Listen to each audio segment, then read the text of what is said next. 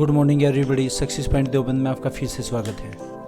आज हम मूल विधि पर आधारित 11वीं सीरीज करने वाले हैं और जो मॉक टेस्ट की 7वीं सीरीज होगी, इसमें स्पेशली हम आईपीसी और सीआरपीसी के बारे में चर्चा करेंगे। और इसके साथ साथ ही जो ये ओरिएंटेड जो टॉपिक होगा, महिलाओं, बच्चों, अनुसूचित जाति और जनजाति के सदस्यों को संरक्षण देने वाली जितने भी विधिक प्रावधान हैं उन सब पर आधारित ये वीडियो होगी। तो शुरू करते हैं। देखना क्वेश्चन नंबर 50। इससे पहले हमने जो 51 है तो 50 क्वेश्चन की हम वीडियो बना चुके पहले इस टॉपिक पर। 51 क्या है? किसी व्यक्ति द्वारा अश्लील साहित्य के प्रयोजनों के लिए किसी प्रारूप या मीडिया में किसी बालक को कोई वस्तु दिखाना माना जाएगा। तो वो क्या माना जाएगा अगर हम अश्लील साहित्य का प्रयोग करते हैं? ये लैंगिक उत्पीड़न होगा, है ना, जैसे सेक्सुअल एक्सप्लॉयटेशन। तो लैंगिक उत्पीड़न के अंतर्गत आएगा ये। नेक्स्ट क्वेश्चन देखिएगा। लैंगिक अपराधों से बालकों का संरक्षण अधिनियम 2012 निम्न का उद्देश्य नहीं है। ये कौन सा इसमें उद्देश्य में शामिल नहीं है? बालकों का अपराधी बनने से रोकने हेतु, है ना। ये इससे क्या होगा कि अपराधी बनने से रोकने हेतु ये इसमें शामिल नहीं होगा। तो बाकी और सभी इसमें ए, बी और डी तीनों ऑप्शन हो जाएंगे। इससे पहले की जो हमने वीडियोस बनाई हैं कुछ, वो इस चैप्टर की जो आधारित 50 क्वेश्चन हैं उनको आप देख सकते हैं। प्ले लिस्ट में वो सब दिए गए हैं, उनके लिंक।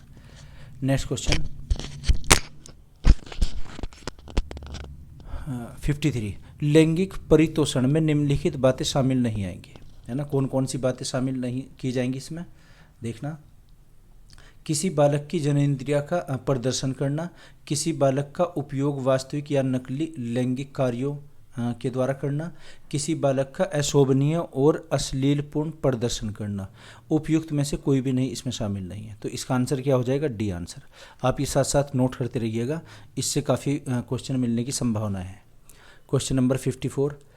किशोर न्याय बालकों की देखरेख और संरक्षण अधिनियम 2015 कब अधिनियमित किया गया?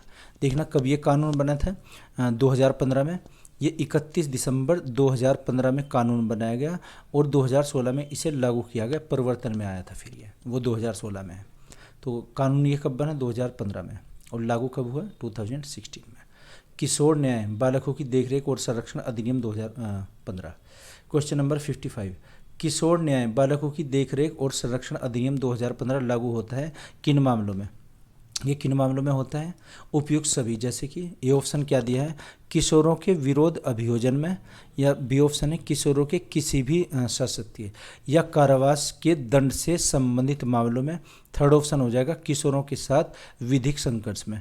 तो उपयुक्त ये सभी मामलों में लागू होता है नियम। नेक्स्ट क्वेश्चन देखिएगा। किशोर न्याय बालकों की देखरेख और संरक्षण अधिनियम 2015, इसका उद्देश्य क्या था? किशोर न्याय का किशोरों के विकास की आवश्यकता की पूर्ति के लिए। बी ऑप्शन है संरक्षण और उपचार के लिए तथा सर्वोत्तम हित हेतु। और थर्ड दिया है न्याय निर्णय में शिशु मैत्री दृष्टिकोण अपनाने के लिए। उपयुक्त सभी के लिए। इसमें क्या आ जाएगा? All of 3, all of above. ये तीनों इसमें शामिल किए जाएंगे। Next question 57। किशोर न्याय बालकों की देखरेख और संरक्षण अधिनियम लागू कब हुआ था? देखना, बना कब था? 2015 में, और लागू हुआ था 15 जनवरी सन 2016 को, जबकि ये 31 दिसंबर 2015 में अधिनियमित किया गया था। डेट क्या थी? 31 दिसंबर सन 2015 को कानून बनाया गया और लागू होने की डेट क्या थी? 2016, 15 जनवरी 2016। दोनों क्वेश्चन अलग अलग हैं। Next question 58। दत्तक ग्रहण परिभाषित किया गया है। दत्तक जैसे एडॉप्शन होता है, हम किसी बच्चे को जैसे गोद ले लेते हैं तो उसके माता पिता का संरक्षण वैसे ही होगा जैसे रियल जो पेरेंटल होता है कि माता पिता, उसी की तरह दत्तक एडॉप्शन। तो ये किस में आएगा? धारा नंबर 2 में आ जाएगा। जो बालक न्याय अधिनियम 2015 बना हो उसकी धारा 2 में क्या? दत्तक अभिग्रहण या एडॉप्शन, दत्तक पुत्र बोलते हैं जिसे। Next question. भीख मांगना परिभाषित किया गया है ना। ये बालक अधिनियम के अंतर्गत धारा 2(8) में दिया गया है कि भीख मांगना किस तरह आपराधिक हो सकता है। Next question. यदि किसी किशोर का विचारण न्यायालय में चल रहा हो कोई केस है विचारणीय, ये न्यायालय में चल रहा हो, तो विचारण के दरमियान ही वह वैधता प्राप्त कर लेता है, तो उस मामले की कार्रवाई कैसे की जाएगी। तो क्या होगा उसमें, देखना अभी भी किशोरों की भांति ही चलेगी, जैसे किशोर अवस्था होती है तो उसी भांति चलेगी, भले ही उसमें कार्रवाई वो पेंडिंग हो। तो क्या आ जाएगा इसका बी आंसर।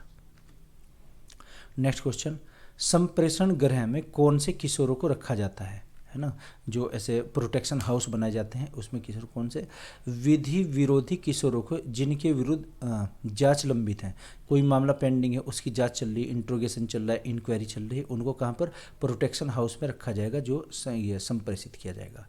तो क्या इसमें बी ऑप्शन हो जाएगा। नेक्स्ट क्वेश्चन, बाल कल्याण समिति में कौन सदस्य होते हैं। बाल कल्याण समिति यानी कि बालकों के लिए, देखना बालक की जो आयु बताई गई है ये 16 साल से कम के, और उसमें भी जो 18 प्लस होंगे वो हो जाएंगे फिर वयस्क होंगे, और 18 से कम होंगे अवयस्क। माइनर और मेजर होते हैं, जैसे माइनर 18 कम के होते हैं। तो बाल कल्याण समिति में कौन सदस्य होते हैं, उपयुक्त सभी। जैसे समिति में एक सदस्य और 4 सदस्य होते हैं, एक तो अध्यक्ष होगा इसमें और 4 सदस्य, यानी कि 1 + 4 5 सदस्य तो यही हुए कैंडिडेट्स।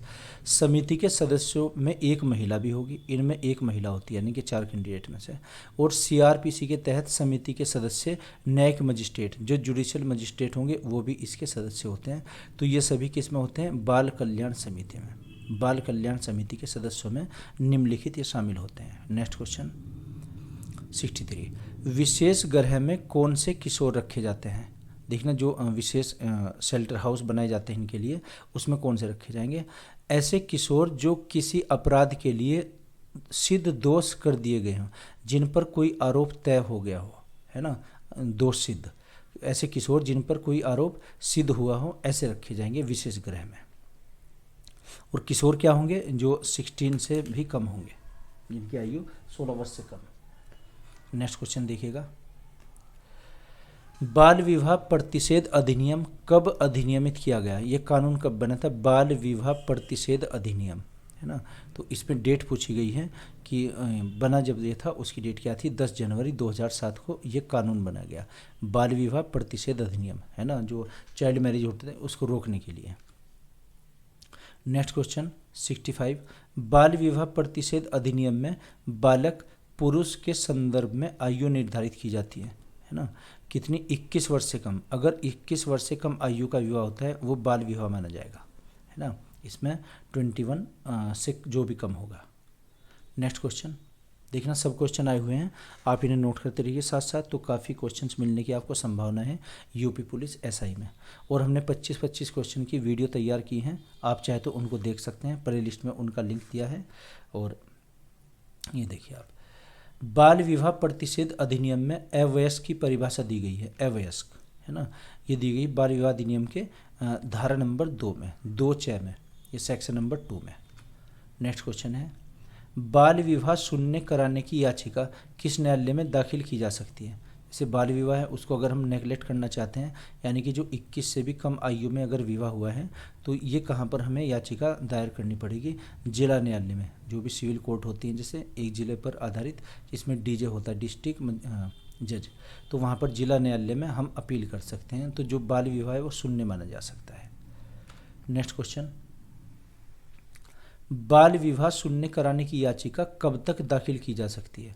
अगर कोई विवाह में शून्य घोषित कराना है तो वो कब तक, वयस्क होने के 2 वर्ष के अंदर, अगर वयस्क होता है उसके 2 वर्ष के अंदर बाल विवाह शून्य कराने की याचिका दायर की जा सकती है तब तक। तो सी आंसर आ जाएगा। नेक्स्ट क्वेश्चन, बाल विवाह की महिलाओं के भरण पोषण की जिम्मेदारी होगी, है ना, जो बाल विवाह किया है, जैसे इसमें महिला होगी स्त्री, तो उसके भरण पोषण की जिम्मेदारी किसकी, विकल्प बी और सी दोनों होते हैं, बी और सी। अवयस्क पुरुष होने पर उसके माता पिता की जिम्मेदारी होगी, और वयस्क पुरुष की, जब वो वयस्क हो जाएगा अब वो पुरुष की होगी, यानी कि बी और सी दोनों इसमें सही आंसर होंगे, दोनों की जिम्मेदारी होगी। नेक्स्ट क्वेश्चन देखना, गर्मी बहुत है, फैन ऑफ करना पड़ता है तो पसीने हमारे इस टाइम। 70, बाल विवाह के अनुष्ठान को कराने के लिए दुष्प्रेषित दुष्प्रेरित करने वाला दंडित होगा। जो बाल विवाह ये ऑर्गेनाइज कराएगा, यानी कि जिसकी अगुवाई में बाल विवाह होगा, चाइल्ड मैरिज, तो उसको सजा का क्या प्रावधान है पनिशमेंट का? 2 वर्ष तक कारावास और 1 लाख रुपए जुर्माना। उसका कारावास कितना होगा पनिशमेंट? 2 वर्ष का। Next question 71। हाँ, किन परिस्थिति में अवयस्क का विवाह आरंभ से शून्य होगा? किन परिस्थितियों में अवयस्क, कोई एडल्ट नहीं है अभी तक, तो उसमें अगर विवाह उसका शून्य होना तो क्या कंडीशन होनी चाहिए? सभी तीनों कंडीशन होनी चाहिए। कौन कौन सी?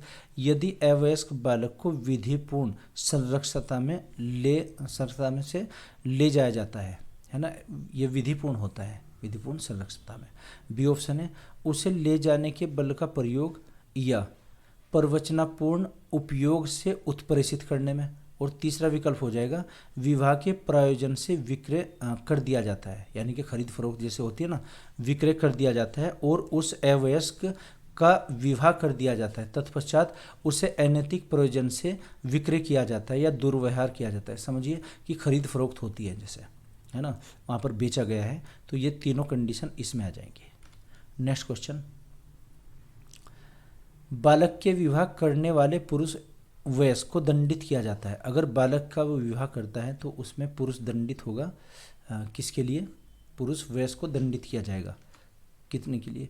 2 वर्ष का कारावास या 1 लाख रुपए का जुर्माना, या दोनों, है ना। यानी कि जिसके सुपरविजन में, जिस पुरुष वयस्क के सुपरविजन में बाल विवाह होगा, किसी बालक का विवाह अगर करते हैं तो बाल विवाह वो अवैध माना जाएगा और कराने वाले को 2 वर्ष का कठिन कारावास।